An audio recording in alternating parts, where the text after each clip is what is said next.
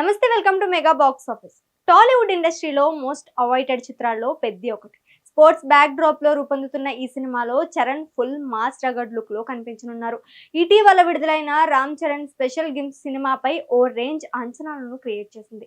దీంతో ఈ సినిమా ఎప్పుడెప్పుడు విడుదలవుతుందా అని ఎదురు చూస్తున్నారు ఫ్యాన్స్. ఇటీవల కొద్ది రోజులుగా నిలిచిపోయిన ఈ చిత్రం షూటింగ్ తిరిగి ప్రారంభమైంది. వినాయక చవితి సందర్భంగా తాజాగా మేకర్స్ ఈ సినిమాకు సంబంధించిన అదిరిపోయే అప్డేట్ ఇచ్చారు. ఇంతకీ ఆ అప్డేట్ ఏంటి? Let's watch the story.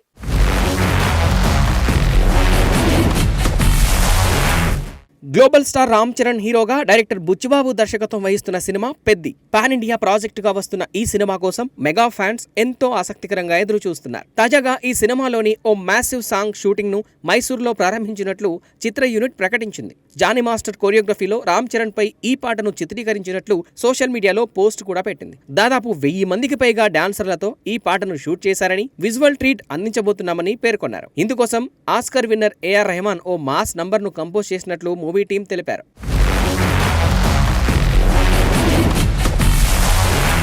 ఇక ఎప్పట్లాగే రామ్ చరణ్ తన trade mark grace, energetic mass steps తో స్క్రీన్ ప్రెజెన్స్ తో అలరించబోతున్నారని తెలుస్తోంది. రెహమాన్ గారి డప్పు, రామ్ చరణ్ గారి స్టెప్, నన్ను నమ్మండి ఇది mega power star blast. Song shoot ఈ రోజే మొదలైంది అంటూ మూవీ టీం సోషల్ మీడియా వేదికగా రాసుకొచ్చారు. ఈ సందర్భంగా చరణ్ అండ్ టీం గణేష్ చతుర్థి శుభాకాంక్షలు చెబుతూ ఓ వీడియో కూడా పంచుకున్నారు. ఇక ఈ మాస్ సాంగ్ పెద్ది సినిమాలో హైలైట్ కానుందని తెలుస్తోంది.